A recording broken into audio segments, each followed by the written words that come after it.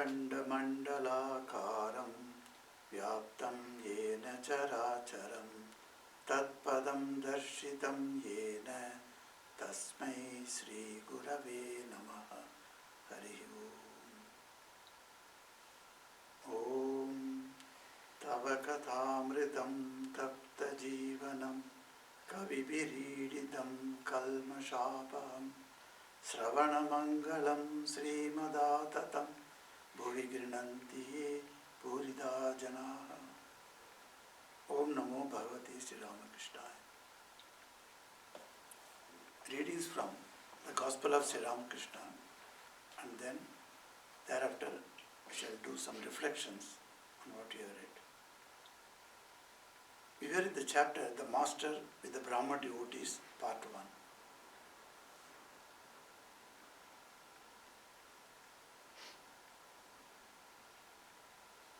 Page 152. Therefore I say, a man seeks the person in whom he finds joy. What need has he to ask where the person lives, the number of his houses, gardens, relatives and servants, or the amount of his wealth? I forget everything when I see Narendra.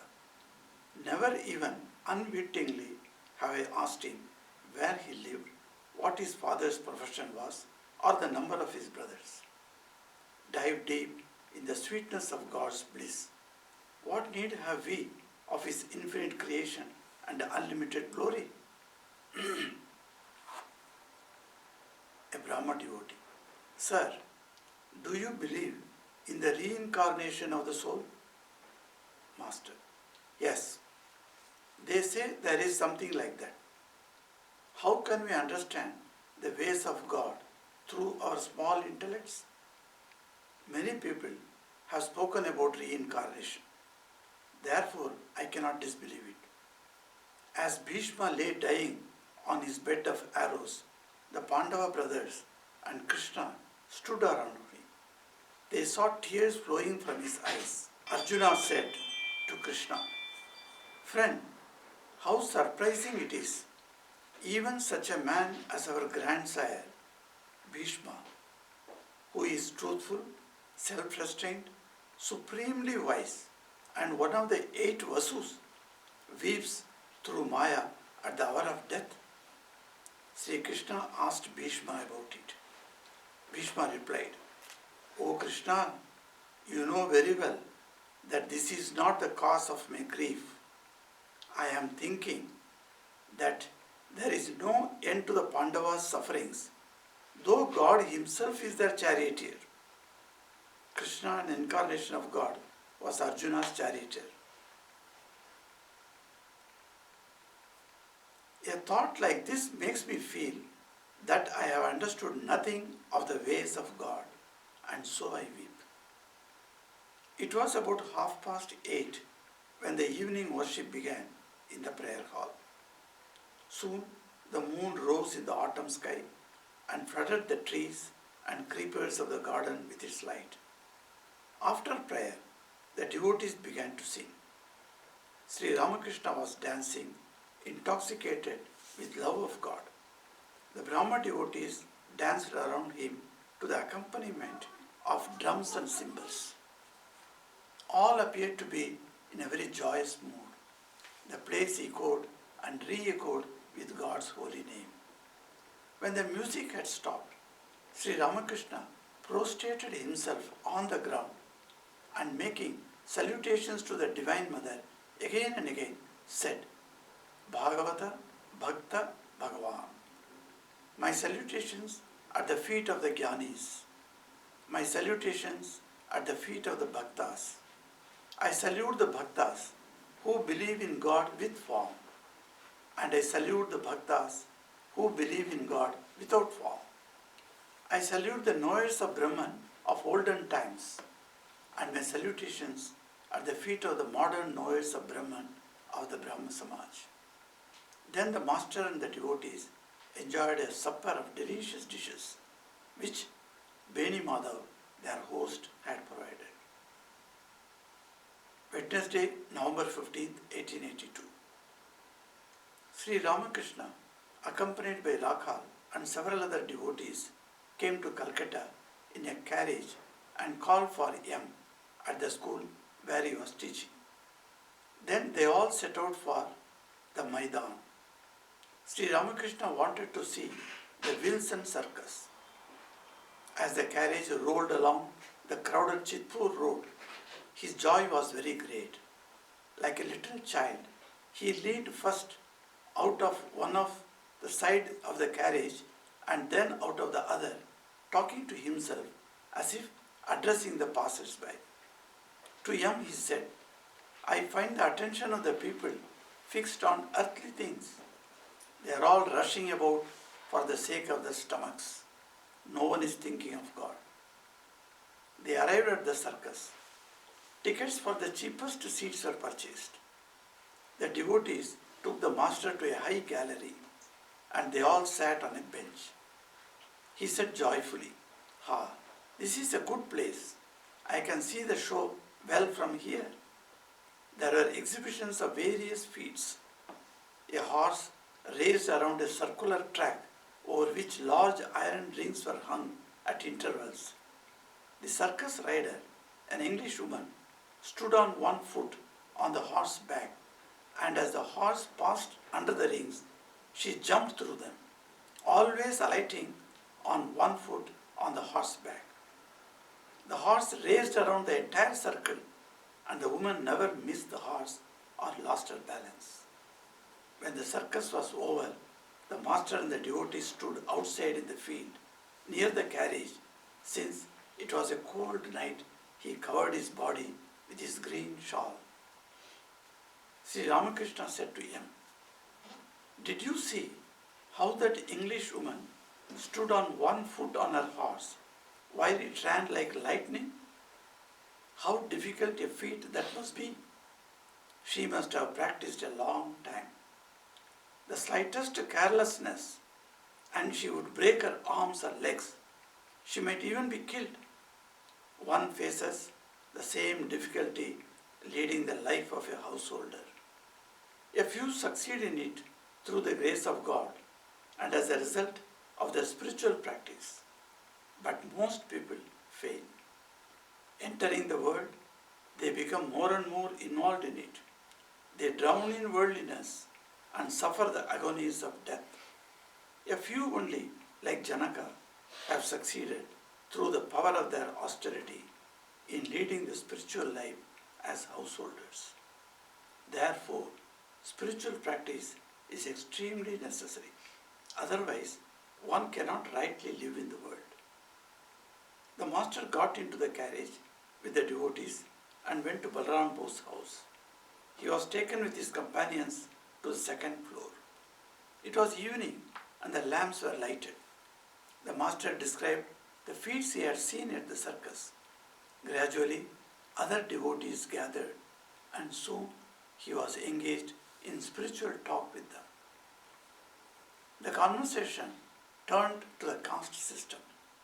Sri Ramakrishna said, the caste system can be removed by one means only, and that is the love of God.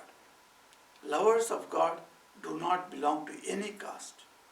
The mind, body, and soul of a man become purified through divine love.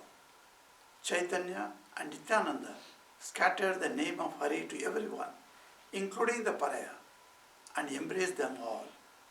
A Brahmin without this love is no longer a Brahmin, and a pariah with the love of God is no longer a pariah. Though bhakti and untouchable, through bhakti, an untouchable becomes pure and elevated. Speaking of householders entangled in worldliness, the master said, they are like the silkworm. They can come out of the cocoon of their worldly life if they wish, but they can't bear to, for they themselves have built the cocoon with great love and care. So they die there, or they are like the fish in a trap. They can come out of it by the way they entered, but they sport inside the trap with other fish and hear the sweet sound of the murmuring water and forgetting everything. They don't even make an effort to free themselves from the trap. The lisping of children is the murmur of the water, and the other fish are relatives and friends. Only one or two make good their escape by running away. They are the liberated souls. The Master then sang, when such delusion veils the world through Mahamaya's spell, that Brahma is bereft of sense and Vishnu loses consciousness, what hope is left for men? The narrow channel first is made, and there the trap is set. But open though the passage lies, the fish, once safely through the gate, do not come out again. The silkworm patiently prepares its closely spun cocoon, yet even though a way leads forth, encased within its own cocoon, the worm remains to die. The Master continued, man may be likened to grain.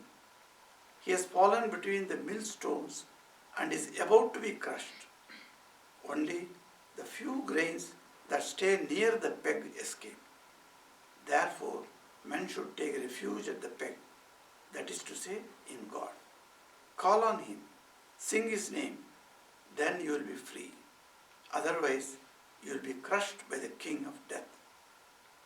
The Master sang again, Mother, Mother, my boat is sinking. Here is the ocean of this world.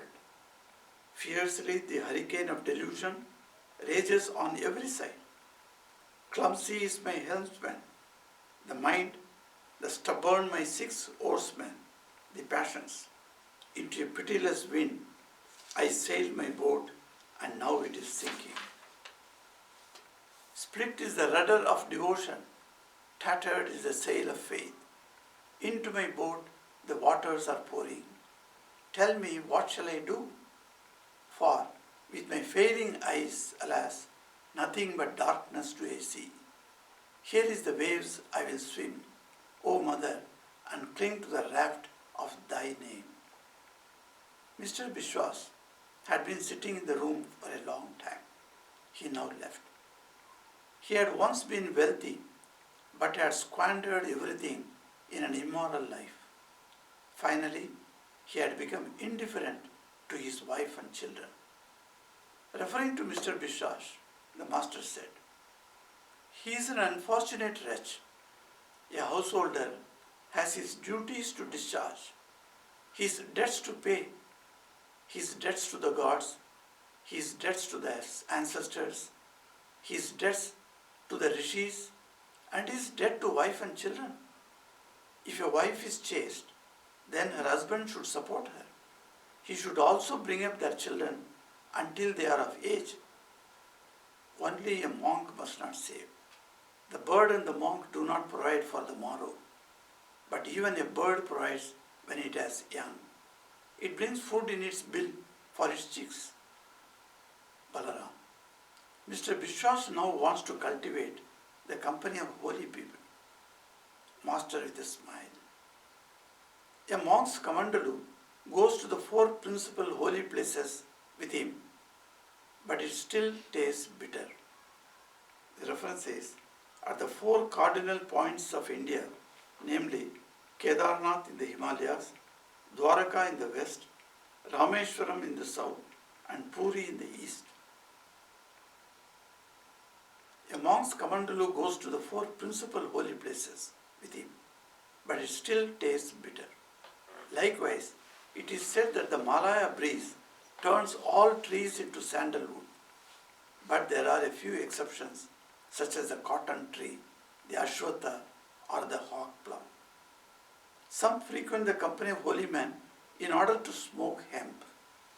Many monks smoke it, and these householders stay with them, prepare the hemp, and partake of the prasad.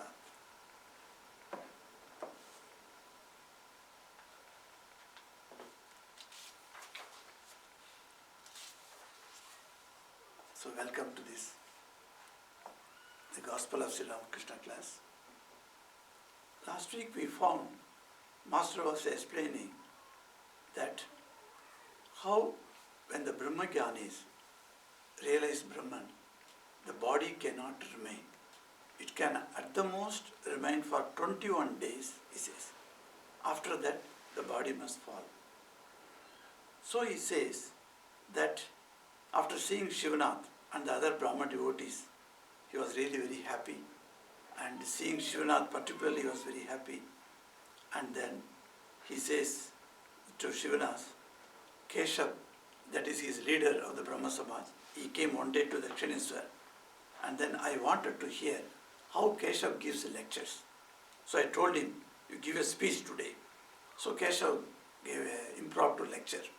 And it was very nice. He said, oh, it was very nice to hear you. And he enjoyed his lecture.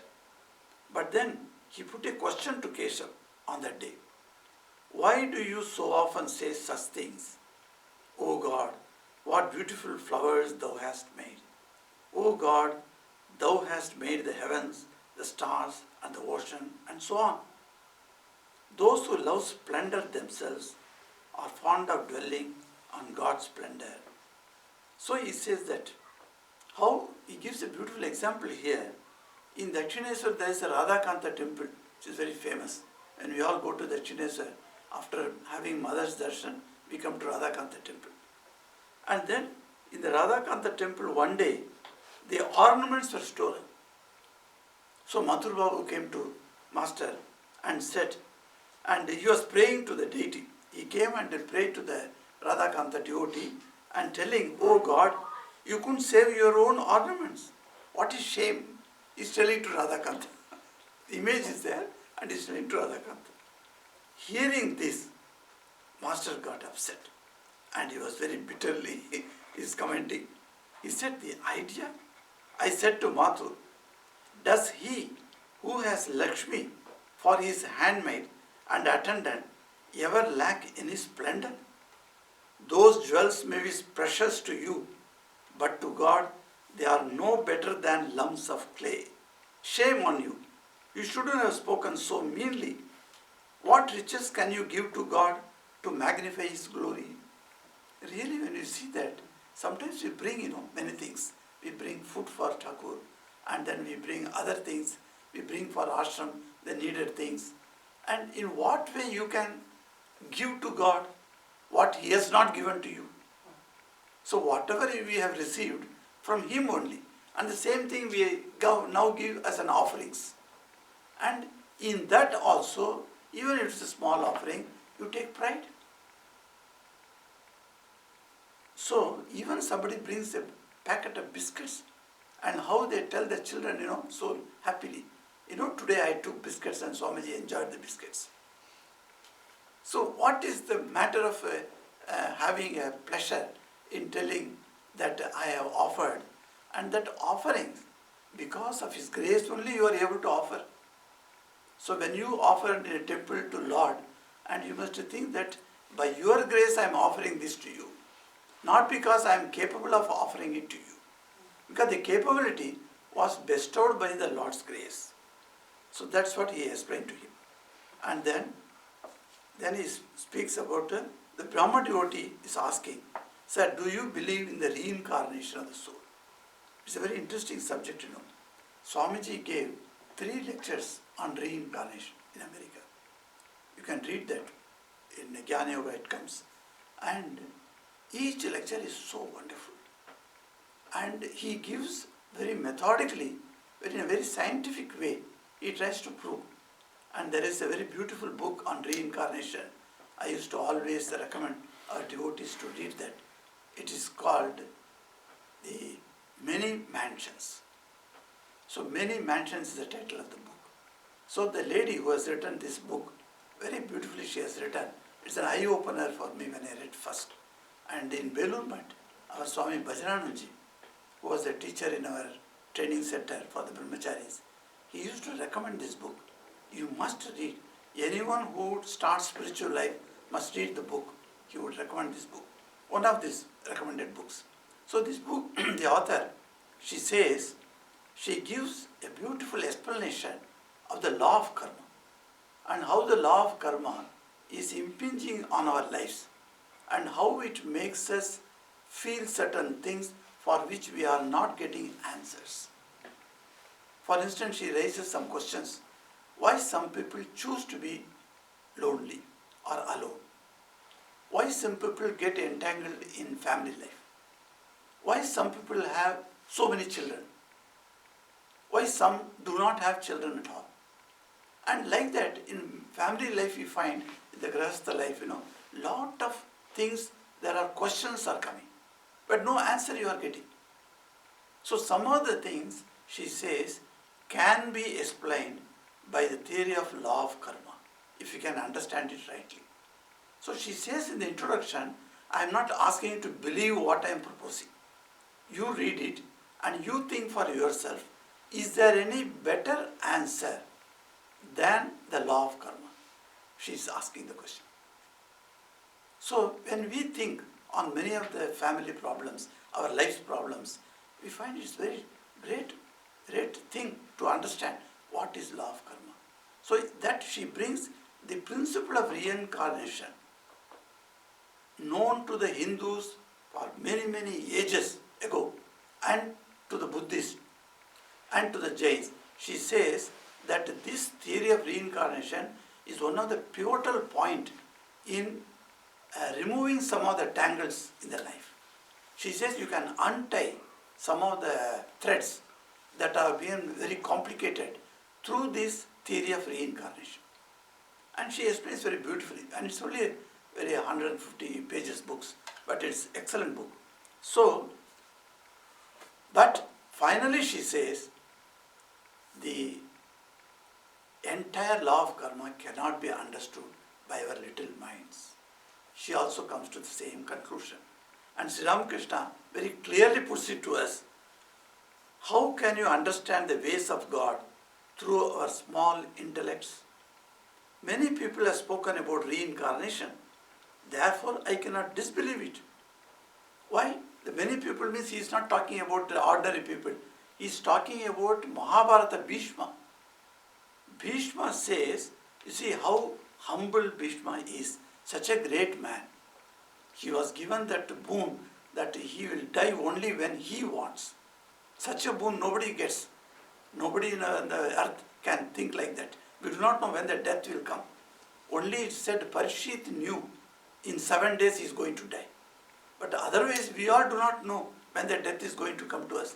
But Bhishma had the capability of choosing the day of his death. So this type of December month, this is Gita week we say, this is the time when the Gita was pronounced on 8th December, is considered a day when Gita was given by Sri Krishna to Arjuna. So in Kurukshetra, a very big festival is done on this day. So after that, he did not die. On the 18th day he fell down, 10th day he fell down on the war, and then he was lying on the bed of arrows. And he did not leave the body. And people asked him, why you are not dying? Because you are already lying on the floor. And he said, I am choosing my date. So when is the choosing? Your date will come. He said, I am waiting to talk to Sri Krishna first. And then I will choose my date. And he chose the date after Makara Sankranti. Because Makara Sankranti, in January it comes generally on 14th or 15th. Nowadays 15th, I think. So the Makara Sankranti day is the day when the sun starts its journey towards the north. So it is called Uttarayanam. So the Uttarayanam day is a day starting for the soul to leave the body. And if you leave your body, the Uttarayanam phase, which is going for 6 months. So from January 15 to then 6 months you count. Then after that Dakshinayanam starts. So Dakshinayanam is called the dark period and Uttarayanam is called the bright period. So in the bright period, if anybody leaves his body, he is going to heavens. Like that there is a belief. Now, he says, that type of great Bhishma, what he says, he was in copious tears. And when Krishna with Arjuna came to meet Bhishma there, and Bhishma is crying there. So seeing that, Arjuna got upset because his grandsire, he is crying and he says, oh Krishna, see the status of our grandsire. He is crying because he is suffering. Then Krishna says, okay, let me ask Bhishma, are you suffering because you are laid on the arrow bed? He says, no, I am not worried at all for these things. I am only worried and I am unable to understand the Lord's inscrutable ways, how he performs in this world. I am wondering, even though God is very much with the Pandavas, there is no end to the Pandavas' problems. One after another problem is coming. And though the God is living with them, Krishna is living with them. So, this is inscrutable. This I cannot understand. I am thinking there is no end to the Pandavas' sufferings, though God himself is the charioteer. A thought like this makes me feel that I have understood nothing of the ways of God, so I weep. What a beautiful he says. Sri Ramakrishna quotes and puts himself to the equivalent of Bhishma. Bhishma says, even Bhishma, and Sri Ramakrishna being a Paramahansa, who is an Avatara Purusha, we believe, and he knows everything, he's omniscient. And he says, who can understand the ways of God through our small intellects? How humble he puts it in. This humility, if we don't have, when people speak about reincarnation, they speak as if they know the whole thing. From A to Z, they know about reincarnation and they give the answers. It's not like that. You cannot understand the ways.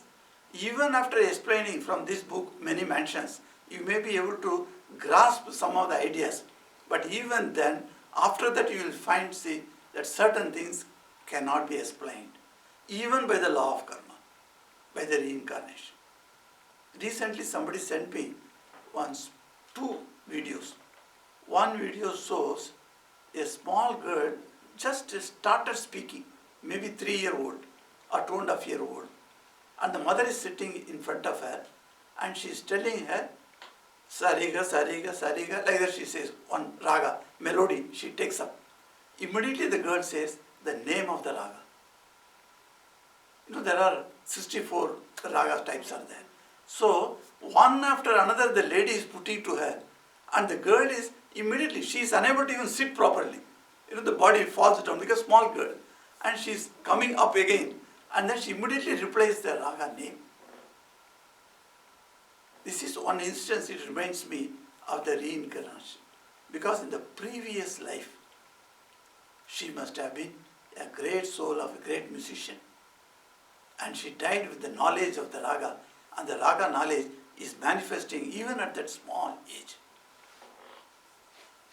So, we find that, so one of the, there is one, Mysore Doraiswamy Iyengar. One Mysore Doraiswamy Iyengar was there. He was a great violinist. In his life they used to say, his grandfather was a great violinist. In those days, much before, before 1940s, I'm telling, his grandfather. And this man passed away. And then his son was there, and to that son only the baby was born. And he became a great violinist later. This son, at the age of 3, he has gone into the room where the veena was kept. And the boy goes and starts playing the veena. Small boy, he has not learned veena and he is playing the veena. And the mother staying in the kitchen while cooking, she heard somebody is playing like her father-in-law. Her father-in-law used to play veena and she is listening to that. She comes running to that and she looks at surprised because the small boy touched the veena and is playing there. And he became a great veena vidwan later. So we can see that Janma Janmantar, as we say, in our Puranas, etc., you see this previous Janma and the future Janma, the stories are woven in such a way, from childhood onwards when we are hearing that, we all take it for granted, yes, we had previous lives. Otherwise, why should I suffer like this? Otherwise, why should I have all the great comforts of life? All these things we talk about. So, for a Hindu, the reincarnation principle is taken for granted. But it is not so for many of the other cultures. Most of the Western cultures, where the reincarnation is not accepted, a great opposition is there to that theory. And that's why, in order to explain this theory fully in a modern language, scientific language, it's so difficult. Because there are certain concepts, you have to bring it out in a language where the concept is not at all there.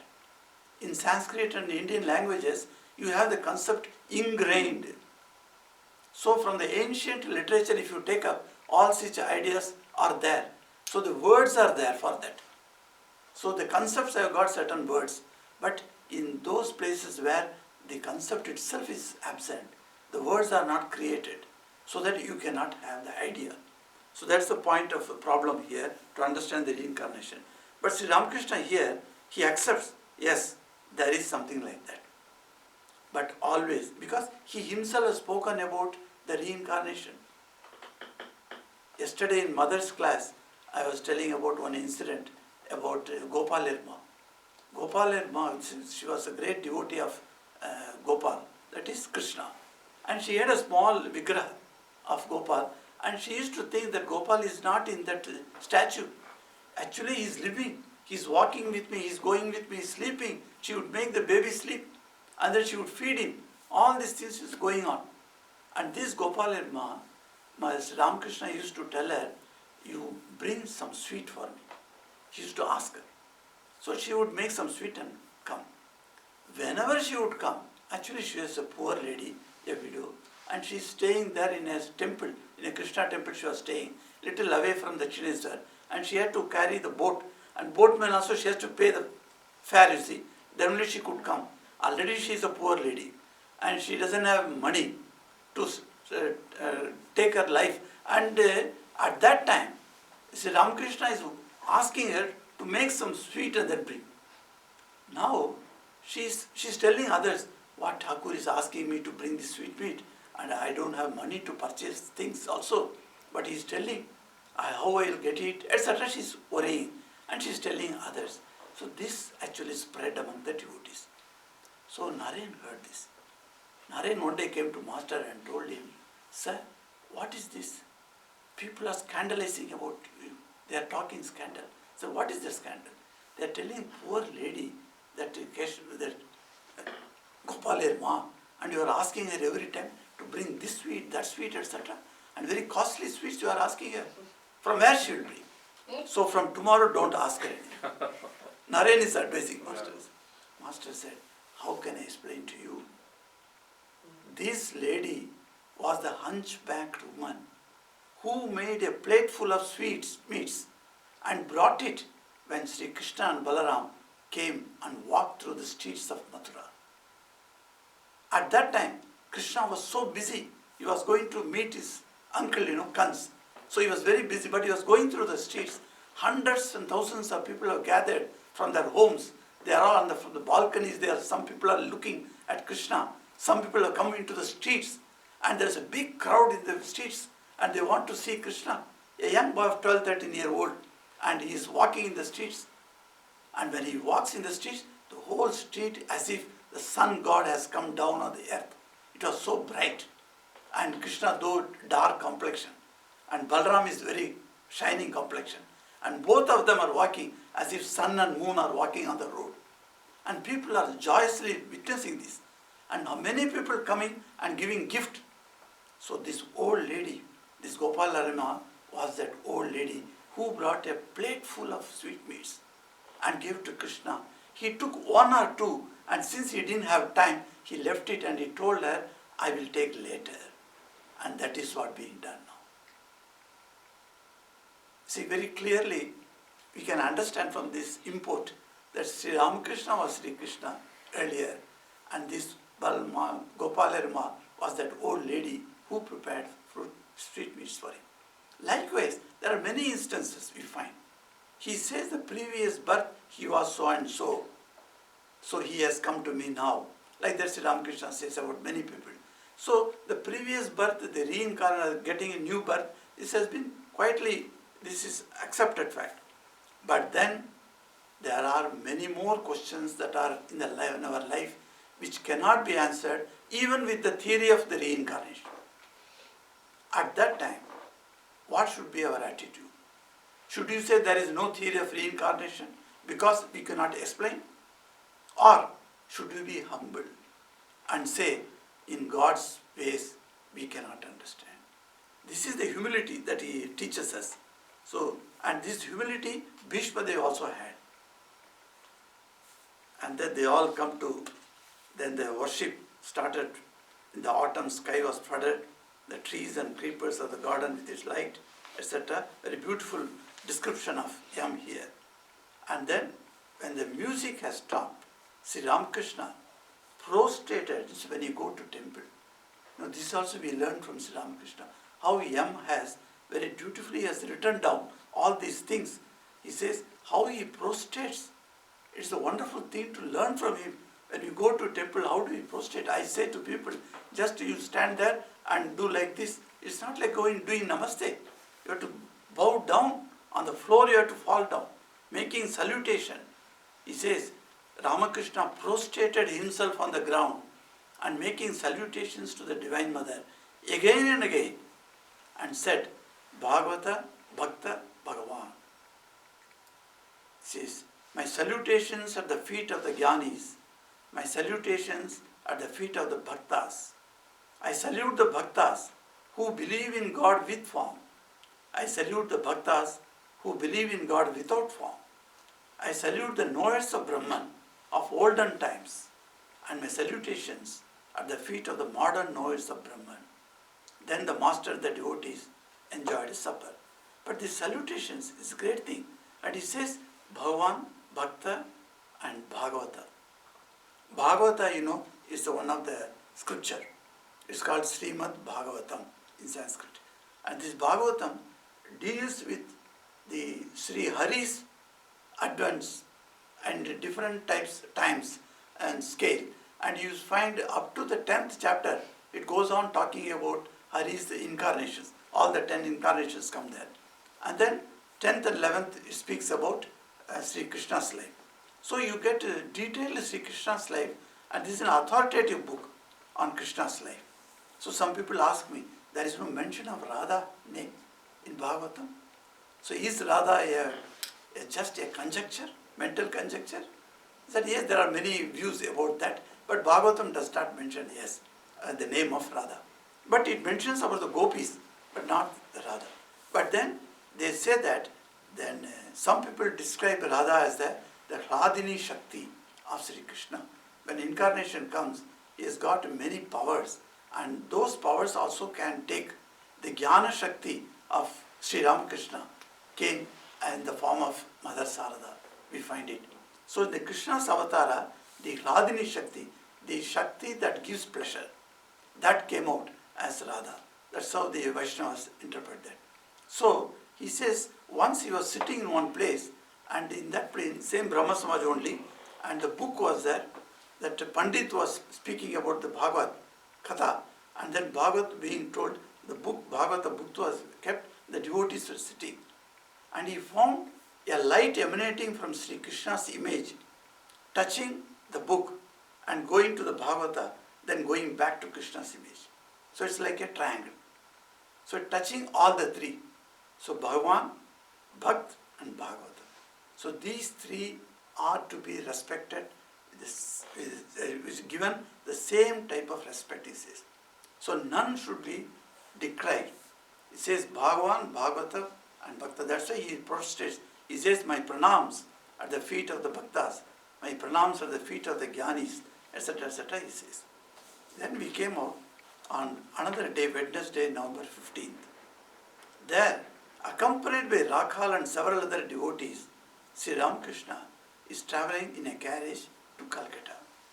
When he goes by a carriage, it has got two small windows and it has got no rods or anything, it's an open window. Sometime once he said, somebody told Sri Ramakrishna, if you take the breeze, when you travel in a carriage and the breeze comes and touches you, all your physical ailments will all go away. So one day, he's only like a child like, Sri Ramakrishna. So in the carriage he was sitting, he put his face outside like this. And whole up to the head he is gone. And after coming back, he got so much of cold and he suffered for 1 week or so. So it is said that he's like a child, he believed all those things. So the two windows are there, and through the windows, like a child, he leaned first out of the side of the carriage and then out of the other, talking to himself, as if he's addressing the passers-by. And he said, but his keen observation, you see, he is seeing all these things, going by this Chitpur road. Chitpur road is a very crowded road even today. And Ramakrishna's time also it was crowded. And if you go to Maidan, you can see hundreds and thousands of people are walking and going. It's really a wonderful place to go there. And where they are going, he's being taken by the devotees to the Wilson Circus. You know, circus is a very beautiful thing. Many people go and see. Recently I was in Russia, and the Russian circus is very famous. Right. So the head Swami there, he said, you have come all the way to Russia, will you not go and see the Russian circus? Then he asked his assistant Swami, who is a Russian Maharaj. So he asked him, hey, book tickets for them. Let him go and see the Russian circus and come. So that Swami took me to the Russian circus. And I thought, you know, in India we have seen circus, Gemini circus, etc. we have seen. So like that circus would be, I was thinking. When I went and sat, I was simply stunned. It was not like that. It is all full of what do you call modern computerized circus. Something I could never believe that a circus can be like that. I thought circus comes like that, you know, animals come like that. It's not. Everything has been digitalized. Of course, the real animals were there. Lion was there, tiger was there, bear was there, and monkeys were there. But then the human people also were there, doing sorts of things. But then they were all digitalized. The background music and the background lightings, and then the background sceneries, everything is something spellbound. About an hour or so, we stayed there and we were spellbound. I was looking for that, what talent each person who was acting in the circus had. The same idea that how long they would have taken to practice. It's really, and Sri Ramakrishna looked at that. He went to the circus and he saw that girl, that English girl, he says, that English girl came and she's passing from one side to another, the horse, keeping one foot on the horse, and she's jumping over that rods, and the rods are all outward. And then so she may get hurt, but then she jumps over that and falls into the foot strap of the horse, where she can stand there.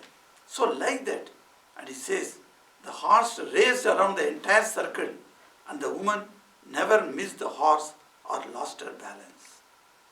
Did you see how that English woman stood on one foot on her horse while it ran like lightning? How difficult a feat that must be. One faces the same difficulty leading the life of a householder. For monks it is said, Churasya Dara. The Upanishad speaks of the monk's life as walking on the razor's edge. There is a razor and the edge is there, and you are walking over that. The monk's life is like that. This Upanishad speaks, and Sri Ramakrishna says how these girls, that concentration, she says, how difficult for the life of a householder. Householder life also is very difficult. It is not all full of joy from outside. You may think like that. No. A few succeed through the grace of God, because they are able to render all the duties that are necessary in their householder life. Plus, they are able to pay the attention towards God also. They are able to think of God. This is very great challenge. See, Swamiji, when Swamiji, Narayan and other boys were sitting there, and many householder devotees were sitting once, Sri Ramakrishna is telling them, do you know how difficult is the householder's life? For a monk, he has got nothing else to worry about. And if he doesn't think about God, then what is the use of his monkhood? What is the use of his leading a life? Because that is his duty, to think about God. And he has got no worries. But a householder has got thousands of worries in the mind. Along with that, he is able to think of God. That means how great a householder is. That's why he says, my salutations at the feet of the bhaktas, he says. Entering the world, they become more and more involved without the grace of God. So, only a few, like Janaka, have succeeded through the power of their austerity in leading the spiritual life as householders. That's why he used to say, householders should come out for some time in seclusion and practice the spiritual retreat. This retreat is very necessary, he says. At least once a year, one must come out for 3 days, Sri Ramakrishna says, and then be completely secluded and alone and stay there. And with that, you increase the yearning for God. And then they came to Balaram Bose's house. Balaram Bose is the very place where Sri Ramakrishna used to like. So he has taken with his companions to the second floor, and there he is talking about the caste system. Somebody asked him, perhaps, the conversation turned to the caste system. Sri Ramakrishna is very clear about the caste distinctions. Though himself he was born in a very supreme Brahmin family, Chattopadhyaya family, but then he is very clear about that.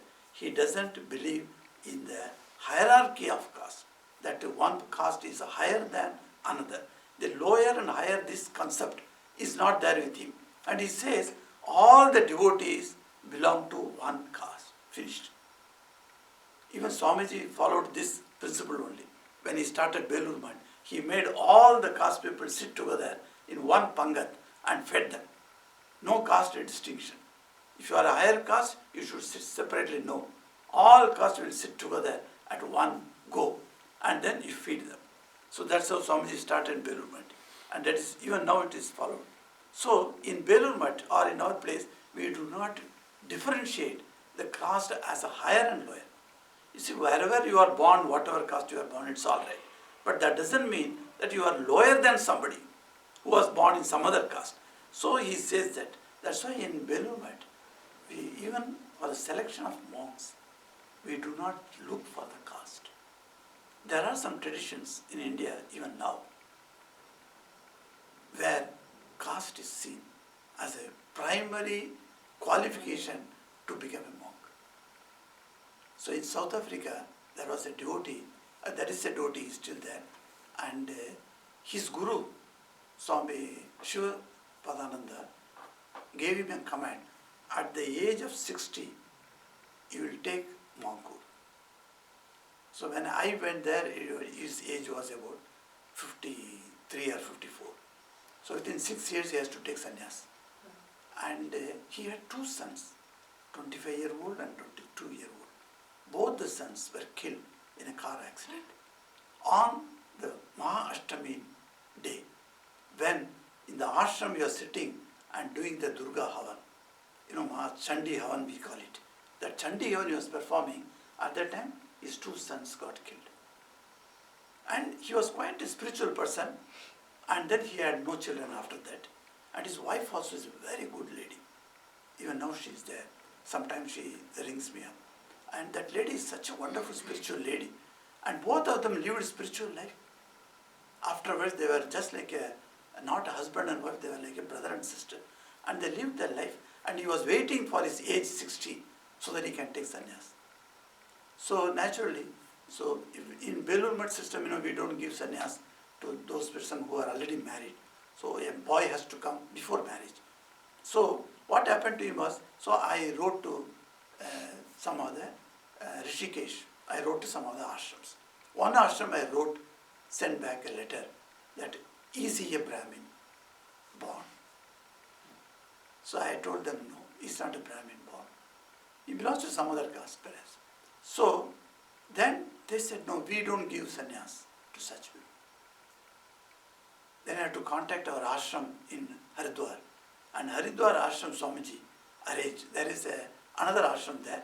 He arranged, because we don't give sannyas, you see, only our President Maharaj gives sannyas to our own boys who have joined the Ramakrishna order. So he talked to that Swami. He's a very senior Swami. And he says, if he has got intention and the drive to begin his monk's life, then I will give him sannyas. Let him come and meet me. So this man went all the way to India and had sannyas. You see, some people they see that caste differences very even today it's happening. But there's a greatness of the Ramakrishna mission is here we do not see the caste differences between the devotees. All the devotees, whoever, whatever caste. Why caste we say? Or even nationality we don't see. Whatever nationality you belong, you come here. So this is the only place where anybody and everybody can come. There are the groups are there, even in Ireland you see, there are some groups where only those group people can go. But here in the Vedanta center, anybody and anybody, everybody can come. So the caste difference is not there. And we follow this the system that if you are lover of God, then you do not have any other caste. You belong to separate caste from all the caste that society has found out for you. You come out of that and then you belong to a devotee's caste. That's all. And he makes a very important statement here. A Brahmin without this love of God is no longer a Brahmin. This is a very dangerous statement, great statement, because just because I am born in a Brahmin's family and I can claim superiority, that idea is shattered. Simply, so Sri Ramakrishna removes it. No. If you do not have the love of God, you are no longer a Brahmin. And whom you call it Paraya, who is beyond all these four castes, and you put him down, and that Paraya, if he has got love of God, then he is no longer a Paraya. So the love of God is the important thing that we have to see. So the caste, what caste you are, if you ask anybody, society, you may say that I belong to such and such caste.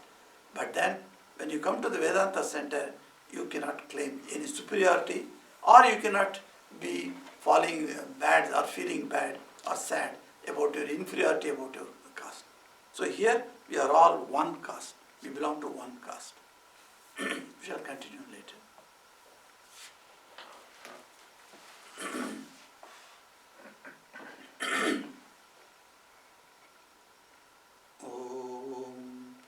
Niranjanam nityam anantarupam bhaktanukampa dhrita vigraham vai Ishavasaram parameshamidhyam tam Ramakrishnam shirasa namama. Om Shanti Shanti Shanti Hari Om Tat Sat Sri Ramakrishna Arpanamastu.